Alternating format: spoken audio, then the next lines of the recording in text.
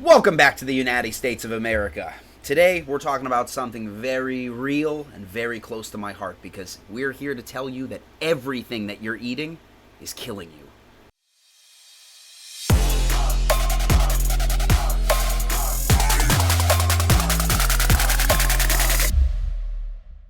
As always, I am three-time Mr. Natural Olympia Brandon Lirio here from Connecticut, welcoming you to the United States of America, as well as my permanent co-host here, now shadow banned figure competitor on Instagram, Layla Pollock. Say hi to all those folks at home, Layla. I can't. They probably can't even see me. They're going to find this podcast and shut me down here, too. They're going to be like, who is this other chick on here? I've never seen her on Instagram in my life. Fuck. I was going to try to cover myself with something, yeah. I'm not here. For those of you who don't know, obviously when you have a mouthpiece and a large following on Instagram and somebody has a problem with it, including the Instagram algorithm itself, sometimes you can't find the person you're looking for unless every single letter is spelled and case sensitive correctly, and you will never trend in their algorithms, which is what we call shadow ban. You know how bad it is? Even if you spell my name entirely correctly, it doesn't come up. I don't exist. I don't exist. Isn't it like if I already follow you, I can find you, but I have to type in the full name, but new followers can't find you? And how many times? Is this your third shadow ban? I don't have enough fucking digits for that, man. It's a lot. It's a lot. Well, listen, we're going to remind you guys to be sure to rate, review, subscribe on iTunes, wherever you get your podcasts and general media here. And our podcast today is obviously going to get us shadow banned on everything else. So let's lean into it, shall we? So there are many things that are of food grade that nowadays people like to argue against in terms of them either being good for you, bad for you, toxic. Layla, interestingly enough, did you see the new trend on TikTok about people literally ingesting tablespoons of the very poisonous house cleaner called Borax? No. No, I have not seen that. Well, let's get into it, ladies and gents, because here's the thing. While we're going to go into artificial sweeteners, organic versus non-organic, and pesticides, and, in terms of whether or not these things are triggering different things in your brain or your gut microbiome, let's start out with the stuff you're eating by following these social media influencers that actually is killing you. And the new trend is from this homeopathy that people are in these homeopathic circles assuming that the way to make yourself immune to the effects of things that would be poisonous to your body is to elicit the same response in terms of the side effects and the things that it would do to your body so that you build up an immunity. So what they're doing is they're literally taking tablespoons of cleaner and drinking it for multiple days at a time to try and build up an immunity. What they say is using these negative side effects of, puking, diarrhea, slowly poisoning themselves to make it so that they're immune to other things in terms of the poisons that they put in your body. Please, Layla, I'm dying to know. How do you feel about this homeopathic approach? Okay. Two ways. One, why not just fucking diet and exercise and stop looking for these quick fixes? Or two, let's fucking keep the trend and as far as stupidity is concerned, just let the problem wipe itself out. It is a little bit of that Darwinism coming in where it's like, listen, if you think the best way to make yourself healthy is to ingest things with warnings on them, not to ingest them, I don't know, man. Maybe you kind of asked for it, right? Like, but you and I have said this before, like this is the problem when it comes to social media and dissemination of information is if you have something that looks or sounds compelling enough, which is the rest of the information we're going to cover in this podcast, is just if it's clickbaity enough or it makes enough sense in terms of somebody going, well, that's how a lot of people become not allergic to snake bites or poison ivy or all this other stuff. Bitch, when the fuck are you going to get bit by a snake? I mean, if I move to Arizona, I might be hanging out in the desert. I don't know, dude. Don't judge me.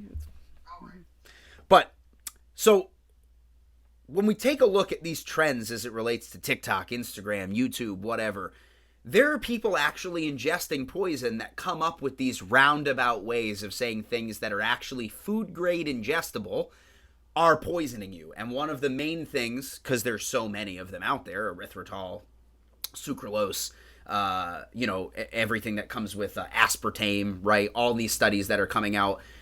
The artificial sweetener game has always been at the top of things that you're eating that are actually giving you cancer or carcinogenic or killing you. Now, you work every day in a restaurant, and not only that, but you deal with the cooks and the customers. I've always been curious. Has any of that, in terms of this is killing me, I can't have this, gluten and all these other intolerances aside, has anyone ever asked you about those type of things, the sweeteners, the emulsifiers, or chefs in your kitchen been like, we won't use those because they're unhealthy? Man, I might not be the best candidate to answer this because, luckily, the restaurant that I work in, super clean. As far as, working in a restaurant as a bodybuilder, if I want to have a cheat day, I will eat there. Everything we have is super fucking clean. They don't use anything artificial. We don't even use seed oil. None of that. So, but no, and there's been nobody tableside that's like, I can't, I'm freaking out about this kind of a thing. No, none of that. Well, so, one of the recent ones that has just come out, especially about aspartame, was that the WHO has classified it, and I'm going to use these terms very carefully.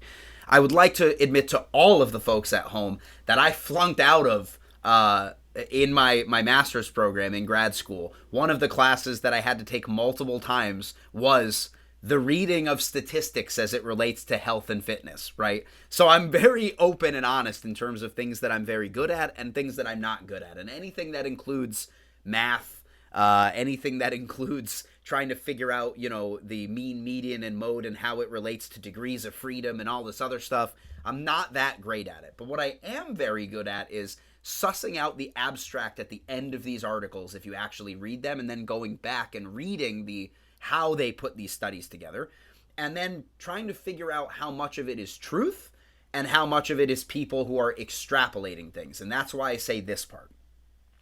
The WHO has classifications for things that are carcinogenic to humans that have 3 sections. And section 2 has 2 sections that are subsections. So you have 3, 2B, 2A. The carcinogenic effect of aspartame was listed by the WHO as a 2B inclusion, meaning that it possibly could lead to the growth of cancers in the human body. Other things that are in the 2A and 2B categories, which the only difference between those categories is possibly and probably are the 2 things, I believe. Don't quote me on that. But what they had said was that in the other classifications, those 2, the things that were also included were drinking hot beverages, cell phone use. That's my favorite one. People tried to prove... Wait, it gets better. Hold on.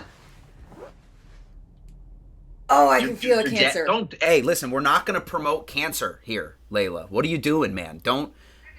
This is for kids at home. I would like to ask my producer to put a disclaimer on the bottom of Layla's screen right now that says, don't try this at home using a cell phone. Henry, save the people from themselves. They're drinking Borax. Listen, don't pick up your cell phone. Just stick to the Borax. Stay away from the 5G. Borax, guys. You know what? If you believe 5G really is killing you, drink the Borax. That's all I got to say about it. No, I'm telling you, hindsight, let's just let them do it, man. I'm for it. I'm fucking for it. And you know what? When you go to the hospital and they tell you the reason you're sick is because you did this, if you learn from it, I guess you're not that bad. But if you go home and go, maybe I should double the dose. Maybe that's what it was. I don't know, man. There's just a little bit of me that's like, dude, let the lemmings go. I don't know. But the other thing, from your restaurant, do you guys ever use anything that would be pickled in any of the dishes? Well, guess what? A type 2A carcinogenic is pickled vegetables. They're great for you, all right? Pickled vegetables? No. Not according to what? Not according to what? The journalist trying to get his fucking rocks off and make it big? Or the guy at the WHO who's trying to prove that you shouldn't drink diet sodas. So, this is the problem, right? Not only do most people not understand that because they don't go to the source of the information to try and figure out what it is, But outside of that, the specifics that they give when they're not a medical expert in terms of the things you should watch out for, they're not specific enough. They're like correlative and not causative. And like one of the main things that people are now saying is like, well, it affects your hormone release or your gut biome. What hormones? What part of my gut biome? And what in terms of relating to my gut biome is really going to be the major problem that's a ripple effect? Because let's say my gut biome is affected. Okay, what does that mean for the rest of the part in my day? So now I'm going to ask you, Layla, because you asked me very recently about artificial sweeteners and things that you're eating in prep. Have you ever noticed when you're drinking sugar-free Monsters or sugar-free soda or taking in sugar-free sweeteners in coffee or sugar-free syrup on your whatever it may be, sugar-free barbecue sauce, has it ever, with us being competitors, and we're at the umpteenth degree in terms of how micro those changes can be that can make it to us winning or losing, have you ever noticed a major issue in terms of your intake with those things long term? No. Pretty simple. Was that the answer you were looking for? Because that's the answer, and that's the fucking truth. Yeah. And what bothers me too is because I know I will say this to myself and everybody else. What I just asked Layla is what we call micro causation, right? It's confirmation bias. I was going to be leading the victim. Well, I mean, that too, right? Yeah, I'm like, you are dying. I'm not a victim, so believe me, no. I made these choices, please. Here's what happens, right? I could ask Layla that question. She could say no, and you could easily say that it's confirmation bias. Just because we don't feel bad doesn't mean that it's not doing something, right? So we'll go back to these 2A classifications, because I've always asked people who believe these things that are proven later, was there ever a point in time where the information was out and time was passing, that there was no information coming back in that was proving your hypothesis, that you went, oh, maybe I was wrong? I mean, okay, right. So people could argue that what we're saying right now is like what? Anecdotal evidence, right? 100% confirmation bias. How it many didn't happen to me, so it can't happen to you. But I mean, how many fucking competitors would not use sugar-free shit if this is actually a problem? We all do it. All of us do it. And not just us. Let's take the competitor out of it. The amount of sales of energy drinks that contain sucralose and aspartame around the world are enormous. It's unimaginable how many Coke and Pepsi and all, they sell thousands of cans per half day in every state to people. In single cans, let alone when you're going to the supermarket and buying them in the 12 and 24 case pack. So when I say these things in terms of confirmation bias, I'm not even talking about competitors at this point. The amount of products containing these things are so high at this point. Everybody should have some level of cancer in their system. The numbers just don't equal that. The amount of people I've come in contact with, or that my research in terms of these papers coming out that are coming in contact with, a lot of times are what we call meta-analysis, which is basically taking information and deducing something from it, or the individual studies are like, what's the word I'm looking for? When you take a survey. So it'll say, I had cancer. This is how much I drank and ate of these things. So they're correlating that you got cancer and what could be the cause. But that's not causation, right? So just like you said, and not only that, if what we're saying is that competitors are in their most unhealthy point, like you and I, we should be having cancer rates through the roof rather than relative population who don't drink and eat them that much, right? Yeah, I feel like if anybody in the population was gonna pick up on we're having some sort of problem, it would have been us. This episode of the podcast is brought to you by Nirvana Super. Nirvana Super is HMB-infused water formulated by Dr. Naji, who is one of the lead medical research scientists at Vanderbilt University. Originally used to help stop muscle wasting in trauma victims as well as disease-ridden patients, this recovery tool boasts benefits like faster muscle recovery, increased joint health, a rise in physical endurance capabilities during exercising, and can even slow the appearance of aging. It also comes in some seriously good flavors and multiple delivery methods. So if you want to figure out how HMB can help you today, visit feelsuper.com and use NATTY at checkout to save. Now, I I will concede the fact that if I take too much in at any given time, absolutely I get a little gassy, maybe a little bloated. But a lot of times, too, that's mostly because I'm so restricted on calories that the only thing that my gut biome is trying to digest outside of like 6 ounces of protein and some vegetables is 3 energy drinks because I'm trying to stay awake. But none of that's really the point, right? When you talk about these specifics, that's what we're looking for. You need to be able to not only prove via data that more people are getting what you say they're getting, but also you need to causate that the intake is what's causing those increases in cancer, right?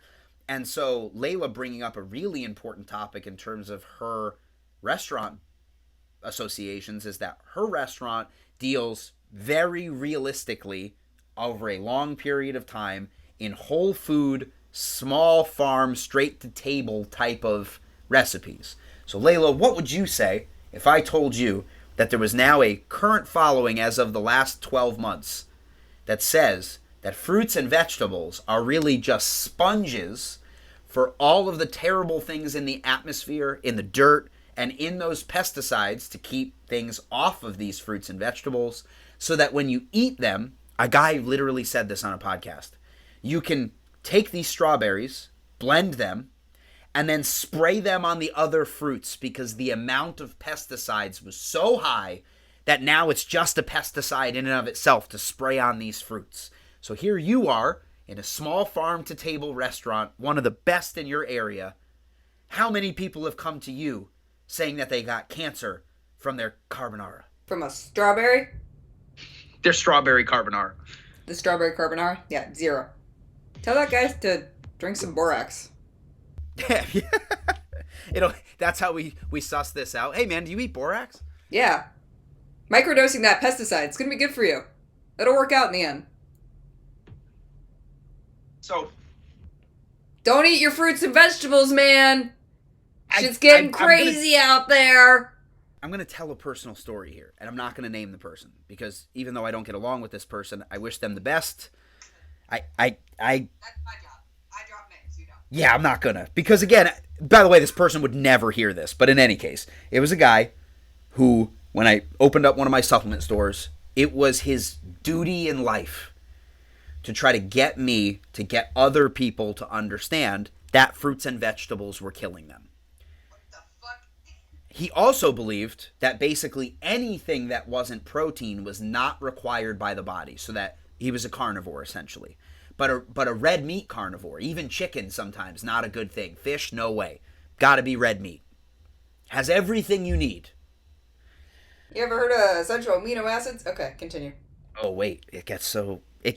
Again, I understand it's correlative, but 16 months after meeting this individual, I think he's in his 40s, late 40s, at his healthiest state, had an enormous stroke overnight at the gym.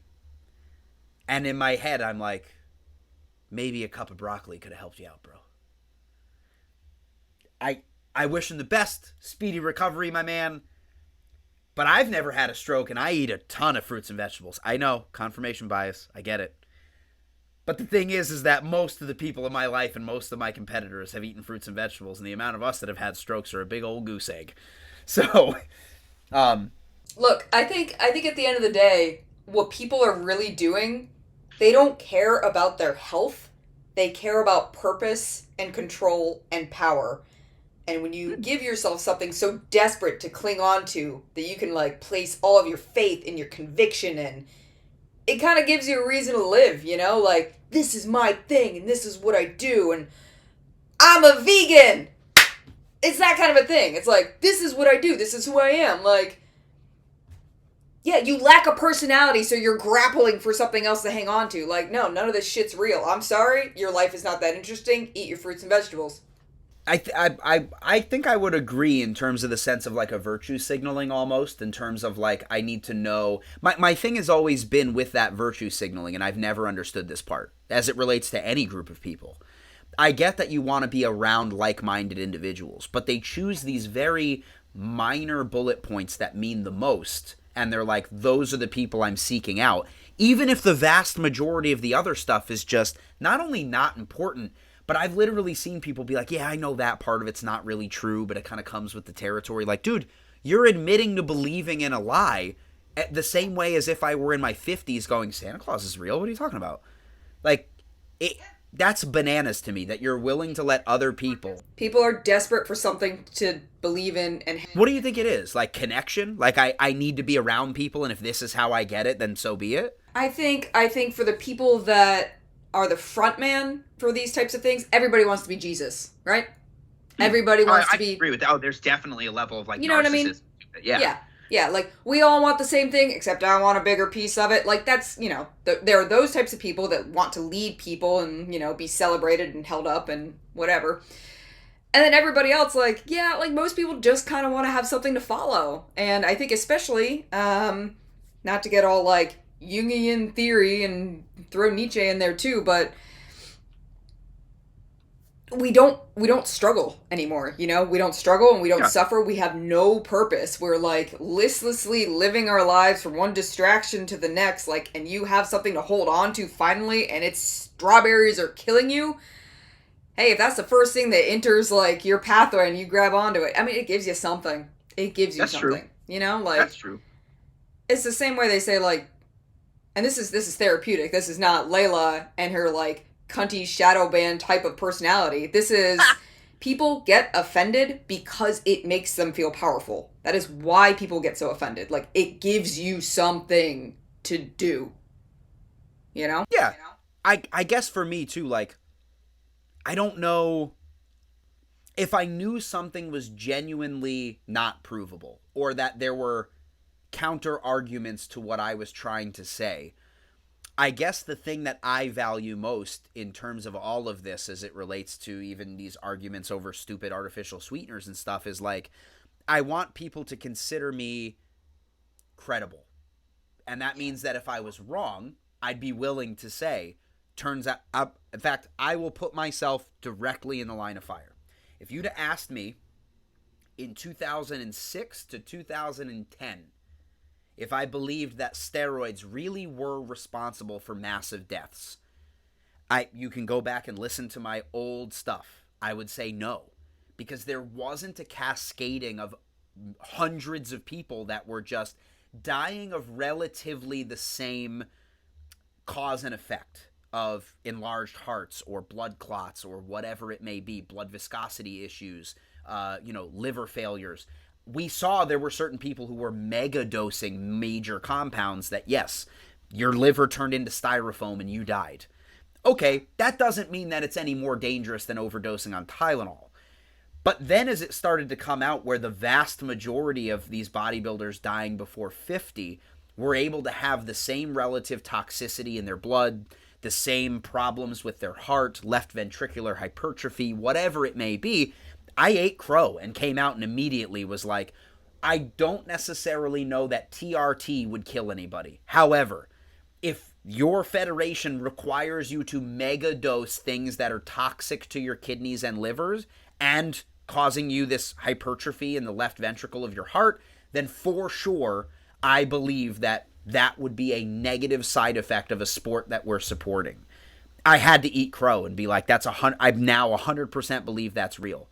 That's not me flip-flopping. That's me using the scientific method and making a new stance based on information I now have. But that's the exact problem, I think, is people conflate conviction with credibility.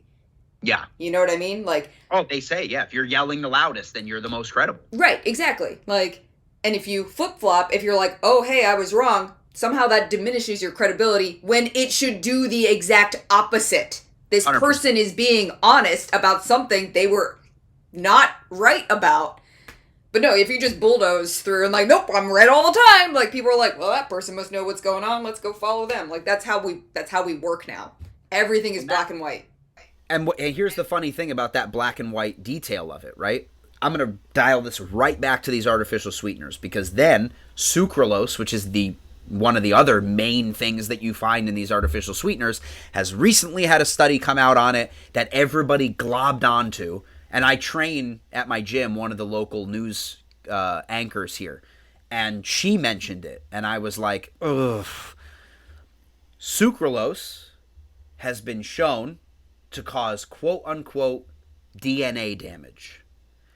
The problem is that in this study, it was a direct application study, meaning that they took a piece of human DNA and put it in a petri dish and then applied the artificial sweetener to it, which automatically is never going to happen in real life.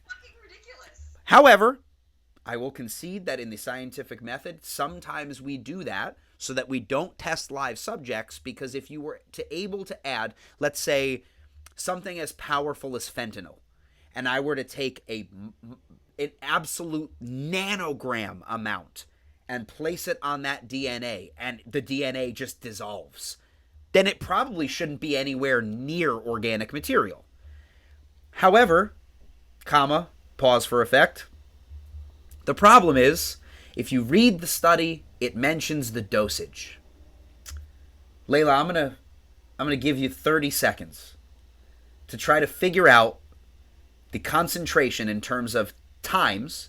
So the number I'm asking you for is how many times the normal sucralose dose was placed directly on this DNA strand to show that it had DNA damage. I'll give you 5 guesses. A whole pallet. No. Give me like a time. I know. I just wanted to yell pallet. Might be right. I mean, I'm the one who graduated with 4.3, so I should know, right? Yeah. Didn't flunk out of statistics. Actually did really well. 100? You're not even close. Are you fucking serious? Not even close. Why did they think this was okay? It was a 900 times concentration dose. But why? Because, I have the answer for you. Because they went up in every petri dish, and from 0 to 899 times, there was 0 reaction change. So they were like leading the victim to get the results that they wanted so they could publish this study? You know what I mean? Which is what they do for fucking, it's what they do for that one cholesterol medication. It's like, I guess, I don't know the name of it. It's the one that starts with an S, but that's what they did, is like, they took 100%. The one petri dish that showed the results they want. They're like, see? It works! And here's the issue, right?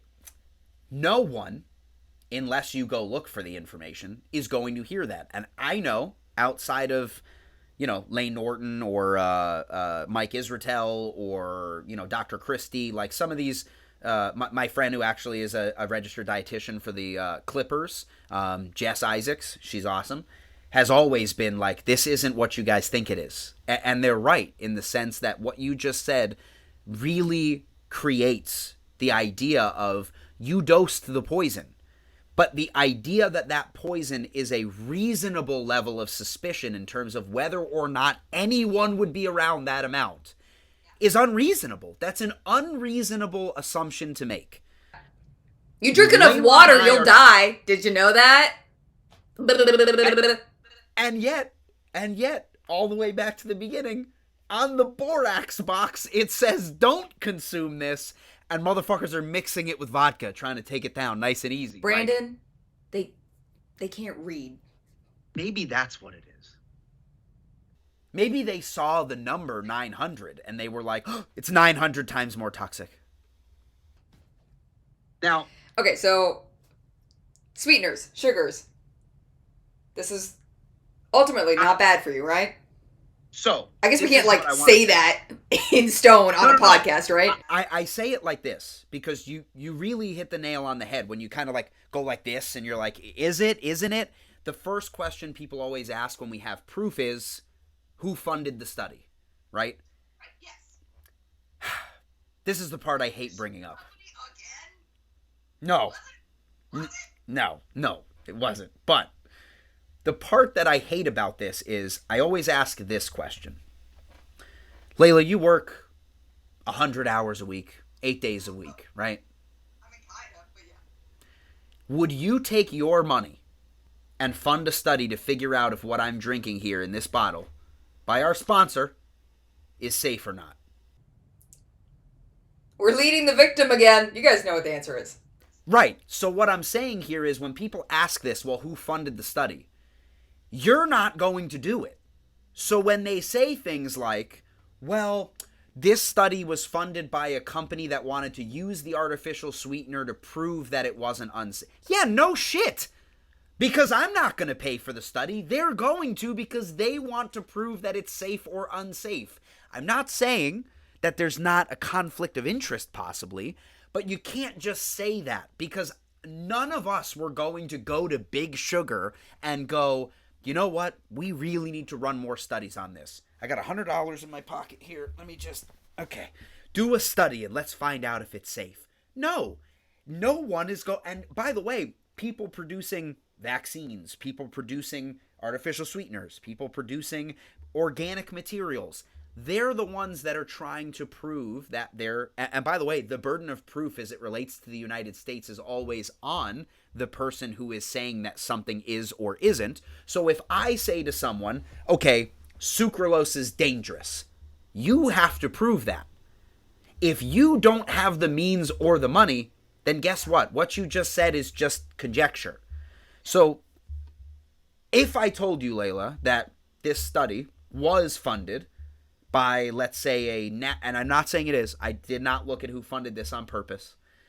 If I were to say that this sucralose damage study was funded by a water company that has no stake in artificial sweeteners, but has like a natural tea beverage company, but that now the dosage was, let's say, 5 times as opposed to 900 times. So much lower dosage, but you found out that the study was funded by someone who has a financial aspect in terms of their reasoning behind posting that study. Would you be skeptical? Real question. Yeah, of course. I don't know that I could be. I think you should be skeptical no matter what. Let's say they truly believe in their product and they want to prove that it's not bad. It could go either way. I mean, it really depends. Right. Like, I don't know, if Coke did it, I'd be like, that company's fucking evil. Like, no way. Like, I don't believe anything they fucking say. You put cocaine in your fucking drink. Like, I don't know. But what's funny, though, is that we mentioned this about food, but I've been all over the world, and even in the United States now, there are certain states that you have to not just put a cigarette warning on the warnings. You have to put pictures of what it does to the body on the cigarettes, and it's now 18 times more expensive than it was when I was in high school. And people still smoke it and think that it's an argument for freedom, right? Like, again, I'm libertarian at heart. If that's what you want to do and you're a consenting adult, that's fine. And I know that the Venn diagram of people that are smoking and that also use all of these studies to try and eat healthy is basically 2 circles completely apart from one another. I mean, yeah, people cherry pick where they want to protect their health. Sure. Let's be honest. Yeah. But that's my point, right? If what we're saying is that we believe that these things in terms of trying to stop people from consuming sugar or overeating, right? I should be able to prove that if I say sucralose actually is enacted in the gut biome the same way sugar would, and then it causes more cravings, because I've heard that too, where artificial sweetener is digested in your gut biome and then tells your brain that you want more sugar. And what we would find then is that the vast majority of people who were consuming these sugar-free beverages would then see weight gain over time, because then they would be overeating and over-drinking other sugared or fatty beverages. We just don't see that. We do see people who still overeat but have replaced their beverages with diet beverages still gain weight. We're not saying it's going to stop you from gaining weight and make you healthy. But what we're talking about, again, is correlation. If I'm still overeating, the diet soda doesn't matter, versus correlation. The diet soda caused me to crave fast food. And so I feel like what I'm hearing here is like, maybe, and this might be a spurious relationship, but like the type of people that choose to desperately hang on to, like sucralose is bad for me, or that I drink diet beverages and I'm doing something good for my health, they're pretty much just like bypassing all of the hard work, which is diet and exercise, and clinging on to this one thing of like, well, I'm taking care of myself because I don't drink aspartame. Like, that's the thing I do. I'm being healthy.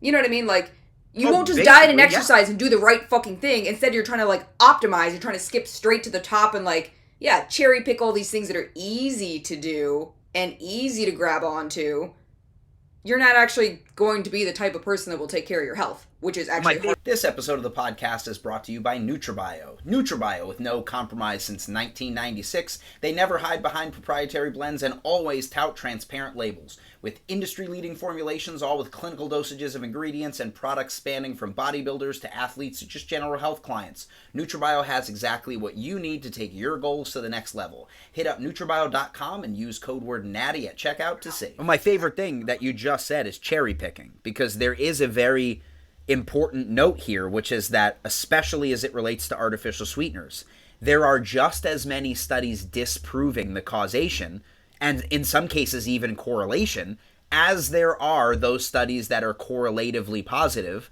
between negative health effects and artificial sweeteners. So you using the word cherry picking is not just a general term. That's exactly what they're doing, because if you were to take the amount of studies and actually look at how many of them prove or disprove, you could say I'm wrong, because technically there are some that say you can correlate, if not causate to a small degree, some negative health side effects. But I can't just look at those. I'm looking at the meta-analysis and the meta-study of how many of these things say yay or nay, and there just is not enough causative evidence. It's all correlative, and even then it's very, very, very loose and forced perspective, because anybody with enough brains, power in their stem that comes from this part of their head and goes down their spine would be able to go, I'm never in the history of my months alive going to be able in a 30-day period drink 900 times the amount of sucralose that was given to me on a regular daily basis, and also apply it directly to my DNA strands to ensure that I get the maximum absorption. Cherry picking is 100% the right word to use. I'm really glad you said that, right? Yeah. So now can we talk about fucking number one killer in the United States is heart disease? 100%. How about that? Eat less cheese. Fucking idiot. Again, this is probably a part where Layla and I may disagree. Right. That's right. Hey, I got 2 kids. I got them with Diet Cokes in their bottles. No problem, man. It's not a big deal. It just is what it is. Stops them from crying. So we have this idea, right, that what you are is what you eat.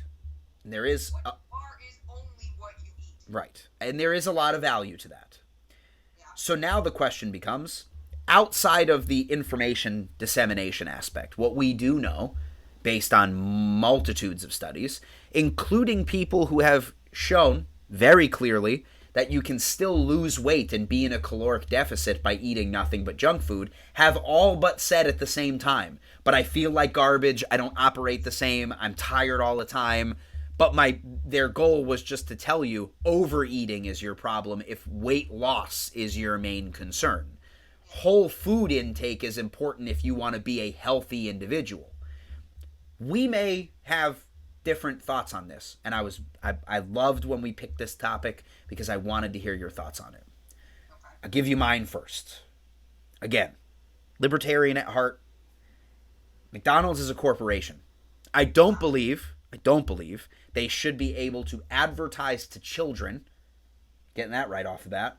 However, if they make a product that consenting adults feel they want, it isn't mine nor the government's option or their purview of responsibility. Once the information has been given to you that it's most likely unhealthy, and here is why, and here is the caloric information on it, that's just a dead giveaway in terms of what's in the food. If a consenting adult decides that they don't care, I don't believe that those corporations should be taxed more, that the items should be more expensive. However, it has to be food grade. It can't be towels ground up to make burgers. But if the FDA considers it a human consumable product, and it's not specifically placed in areas of lower socioeconomic build, meaning that only poor people can eat it, because I've been to McDonald's all over the world, including Switzerland, most expensive one I've ever been in. But I don't really believe that at that point, once that information has been given to the consumer, that really anything else should be or could be done. You make your own decisions at that point. So you working in the restaurant you work in and having the opinion you have on Whole Foods, I'm dying to know. Do you think that the government or even just society as a whole should do more to kind of black out fast food establishments, junk foods, prepackaged foods, knowing the stuff we just talked about in terms of cherry-picked studies and whether or not it's cancer or whatever? I understand you're mentioning heart disease. That's caloric, right? And in terms of maybe trans fats or additives, however you see it, I'm dying to know your opinions. Go. No, I've always thought that the manhunt against corporations is a worthless brigade. You're not going to win. One, it's a fucking huge corporation. Two, why not just focus on the people that are making those choices? You stop people from making those choices, the corporation goes down. Like, but yeah, all these people are running around like trying to take down the companies for having this product, and it's like, why don't you focus your time, energy, and effort on the people and take care of the people that are consuming these things? Like, educate them not to make that purchase. That's the root. Do that. Is that what you were asking me? Yeah, basically, because now we have to ask ourselves, okay, if that's what we consider, that would be, I guess, for most people, their middle ground in terms of what we would consider reasonable government intervention, which is education at a young age, what macronutrients are and how they affect you, what they do in the body. We have an episode coming up for recording in terms of your doctor doesn't want you to be fit, but realistically what we're talking about here is more trying to figure out how to suss out information correctly so that you can make educated guesses and educated moves as opposed to just clickbaity, sensational moves. I think that you're right in the sense of we don't do enough for grade school kids and even high school kids in not just providing them with smarter choices to eat, but also providing them with a reasonable outlook on education in terms of what it relates to the intake. Because I've also been that person where I'm like, dude, if you eat a bag of potato chips, it's not going to fucking kill you. Relax. But if you only supply them, which is why I mentioned lower socioeconomic rungs of people in cities, is that if that's all that's available to you in terms of your availability to buy things, not even just in your price range, but if you go, I lived in the city, man. If you go into a bodega or somewhere that isn't a Whole Foods, it's just filled with Twinkies and candy bars and shit because they don't have the refrigerator space. They don't have a distributor for real food and vegetables and fruits and this other stuff. And the education of that not being the same thing as sugar in a candy bar is just not there. So I think that you hit the nail on the head in terms of what we need to do in terms of government intervention shouldn't be stopping, like you said, a moving train that will run you over if given the chance, but rather to tell the people standing in front of the train, this is how you read reasonable studies and information, and here's some basics that will always be true. This is what carbs are, this is how many calories they have. This is what fats are, this is how many fats there are, how many calories they have. Right? Knowledge is power. 100%. That's, yeah, once you learn the truth, you can do a lot with it, but if you don't know the truth, you get hit by a train. Well, the truth is this, guys. In the beginning of the podcast, we told you everything you eat is killing you, but realistically, the way you eat is probably killing you. And I'm here to tell you that if you have something that you like in your diet that has a little bit of artificial sweetener or a little bit too high of fat, or every once in a while you go to Wendy's and get that triple Dave's, Dave's triple with cheese, listen, it's not going to kill you. What is going to kill you is buying into bullshit like drinking Borax or thinking that something that the FDA has studied for 30 years. And I know the comment section is going to blow up with, oh yeah, like the FDA always tells the truth. Listen, I've said this 100 times to anybody who would listen. When I served in the military, we had a very special saying. How do you keep a secret between three people? You kill two of them. The reason we say that is because someone at this point would have been able to come out with a document that would show somebody saying we need to suppress this data because X. And I'm not talking about fdahaters.org/geocities, okay? If you can't source the document, it's probably not real. But if all of these people who worked for the FDA, for the WHO, for all these other organizations really were trying to suppress this information, all of them, every single one of them, thousands of people, from production lines to the scientists who were studying it to the people who were packaging it, would all need to be in cahoots to mislead you because they were all being financially compensated. That includes me and Layla, by the way. Have you got your check in from Big Sugar yet? No. Yeah, me neither, dude. I'm poor as shit. So, as you get to the end of this podcast, guys, live your life. Find out where the information's coming from. Find out what it really says. And I guarantee when you get to the end, the little conclusion piece will say, tune in to the next episode of the United States of America, wherever you get your podcasts. Google Play, Apple iTunes, wherever you get them from. So, on behalf of Layla and myself and everybody here at the United States of America, this is your reminder to rate, review, subscribe, and make sure to tune into the United States of America wherever you get your podcasts every week. On behalf of Layla and myself, we'll see you next time, guys.